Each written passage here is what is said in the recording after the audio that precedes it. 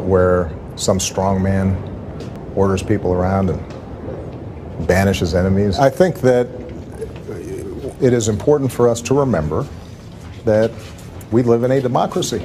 And by definition, then, the way we solve problems is by everybody participating and arguing and occasionally having a compromise. Welcome back to the Steve Malzberg Show. Former Congressman J.D. Hayworth here to debate the current president. We don't live in a democracy, Mr. President. We live in a constitutional republic. Of course, that was beside the point because the president was getting partisan and getting ready for an election by claiming he's nonpartisan and everybody can get together and make things happen. We want you to join us here in the conversation at 1-877-NEWSMAX. That's 1-877-639-7629. And of course, our good friend for whom this program is named, Steve Malzberg, standing by doing his telecommuting.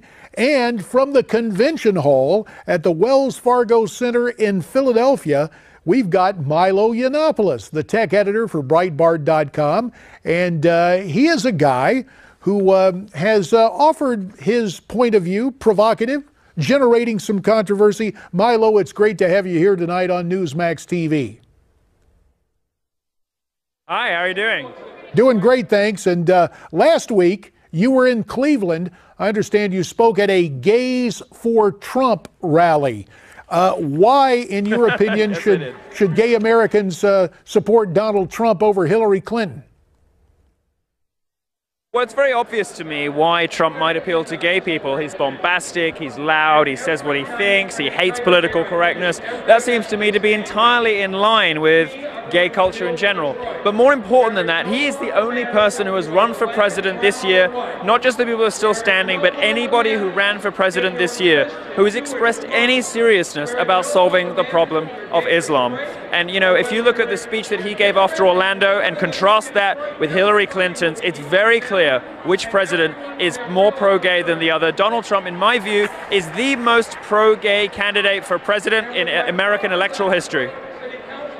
Milo, let me ask you a question, sir.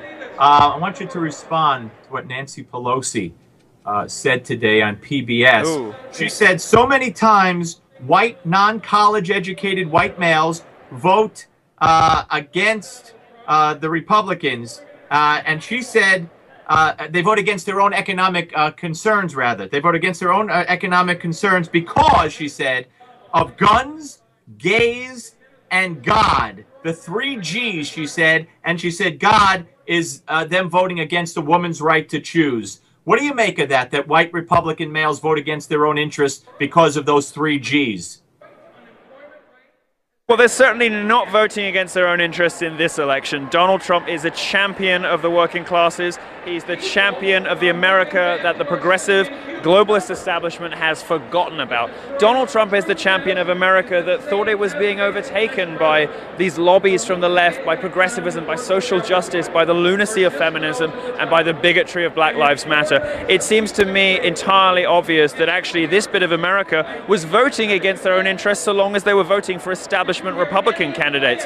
But voting for Donald Trump, they seem to be voting for exactly what they want, which is a fix on immigration, better trade, and of course an end to political correctness. They want the consensus of what you can and can't say that has formed a sort of ossified shell around academia and the media and politics to be smashed. There is nobody better placed to do that than Donald Trump.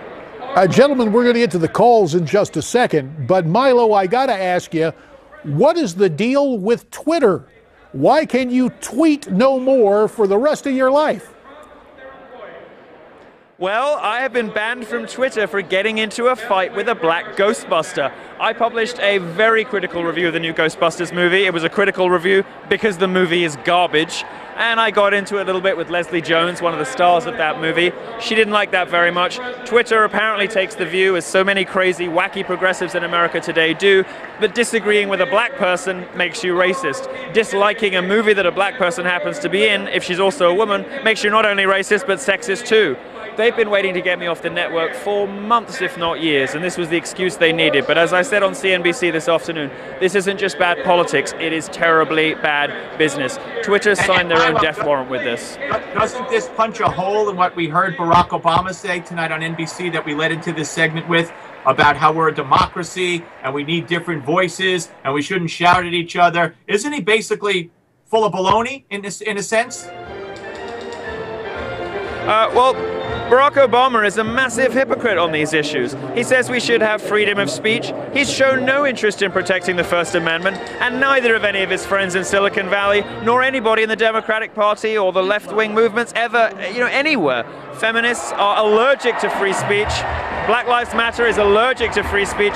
If you want to be a free speech dissident these days, you got to be a Republican.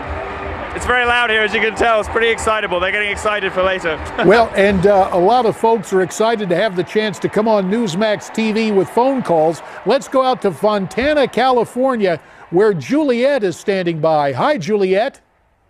Hi, how are you doing? Doing fine, thanks. What's on your mind tonight? Well, I have a little to say about Bill Clinton's speech last night. Okay. Slick Willie is a really good storyteller, and listening to his version of his life with that woman, you would think that he actually loves and respects her. What about the whole notion, say what you will about Bill Clinton, Milo, but he does have an ability to stand in front of a stage and make those in that irony-free zone that is the Democrat convention just go along with him. Will we see the same kind of magic tonight from the current president, Mr. Obama? Well, I think Bill Clinton always had what Steve Jobs had, was a bit of a reality distortion field around him. Obama had it for a while, but Obama's has dispersed. I wasn't as impressed with Bill Clinton's speech last night as some people were. I felt that the first third of it was pretty insulting and it took a lot of hubris to stand up there and say what he did, taking a feminist perspective, talking about falling in love with Hillary and how proud she was as a woman, given what he did to women over the course of his presidency and what Hillary Clinton did to those women afterwards. Frankly, it was a bit rich. The rest of his speech was his usual aw shuck stuff. I wasn't so impressed with it, to be honest. The problem with Obama is the luster has totally worn off, and any cool factor that Bill Clinton had might be, in single digits now. Any cool factor Obama had is long gone. He's not a popular guy. This hall is going to be all for him. They're going to be grateful for him. They're going to be happy to hear him. But is anybody at home? I don't think so. Let me ask you this question, Milo. In much the same way that the left attacks black conservatives who progressives view somehow as traitors to the cause, do you feel there's a strain of anger that progressives feel toward gays who don't fall into line behind the leftist agenda? Oh, of course. And you know what? It wasn't a big deal for me to come out as gay. All this stuff about people being oppressed and marginalized, I've experienced nothing but mollycoddling, pandering, and special treatment as a gay guy. Coming out as a gay guy is the best thing I ever did for my career, and it's the best thing that most people will ever do for theirs. But I'll tell you one thing that was difficult, coming out as a conservative, and the amount of vitriol and hatred and terrible behavior I've had from other gay people for daring to have right-wing opinions on some subjects is extraordinary. Nothing is quite like the hatred and bile and unpleasantness the left reserves for minorities who go off reservation. Whether that's Ben Carson because he has the wrong opinions for a black guy, whether it is any of the conservative women who get so much hate, whether it is Ann Coulter or Sarah Palin or even the late Margaret Thatcher. And as for gays, we get it just as bad as they do. The left really doesn't like diversity of opinion and diversity of thought. They like skin color, they like different genders, but they don't like independent thinking at all. Milo, what is it about the gay movement in this country that totally ignores what happens to gays in other countries? And many of those other countries, by the way, have given money quite freely to Hillary Clinton and the Clinton Foundation. What is it that it makes them ignore what goes on there and what Hillary has done in taking money, but focuses on supposedly Christians in this country? Got only about 45 seconds, Milo.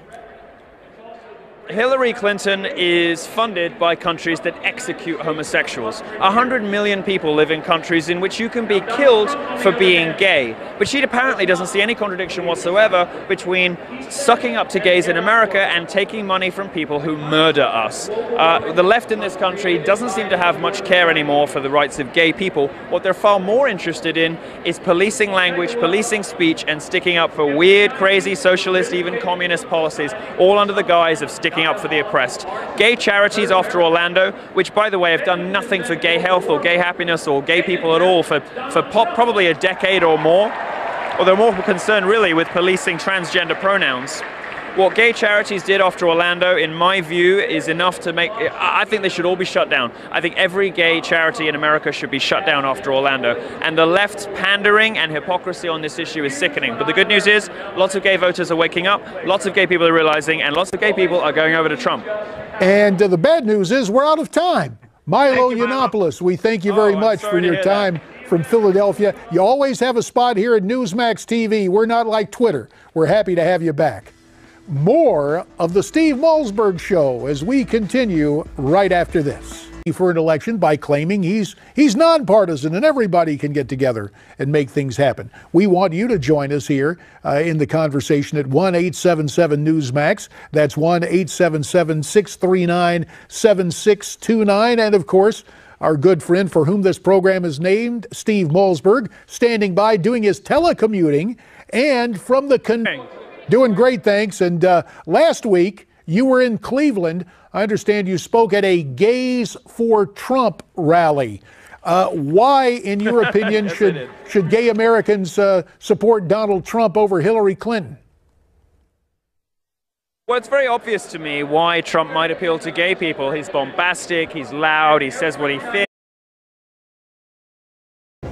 Where some strong man orders people around and banishes enemies. I think that it is important for us to remember that we live in a democracy.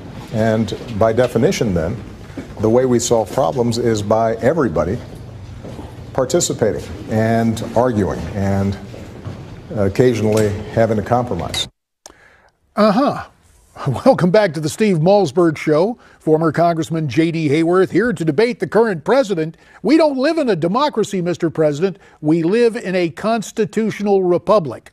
Of course, that was beside the point because the president was getting partisan and getting ready. Convention Hall at the Wells Fargo Center in Philadelphia. We've got Milo Yiannopoulos, the tech editor for Breitbart.com, and he is a guy who has offered his point of view, provocative, generating some controversy. Milo, it's great to have you here tonight on Newsmax TV. Hi, how are you doing?